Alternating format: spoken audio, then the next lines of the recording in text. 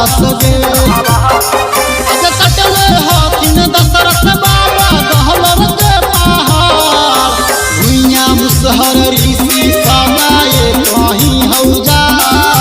बोलो लोगवा बिहार के सब मांझी बराड़ हे गे भुइया मुसहर ऋषि समाये कहीं हौजा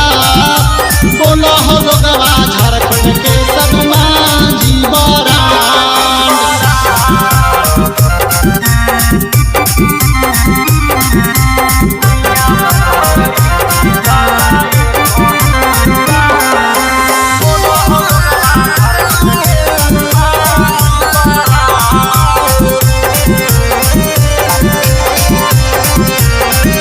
हियो हम गरीब मगर हियो ईमानदार गे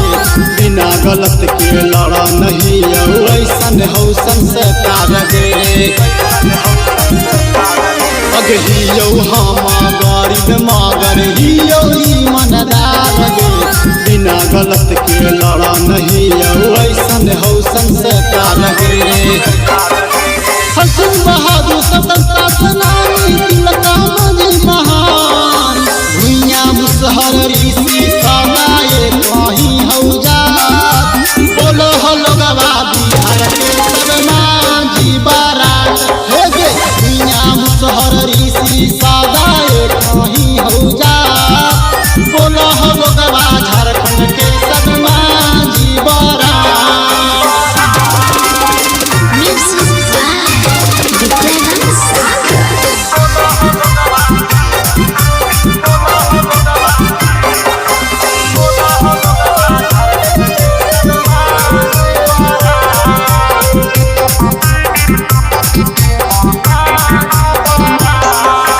पहले हमायन पढ़लियो नहलियो समझदार गे अब हम हियो अलग माहौल में शिक्षित है परिवार गे अगे पहले हमायन पढ़लियो नहलियो समझदार गे अब हम हियो अलग माहौल में शिक्षित है परिवार गे हसन कठिनवा के लौरी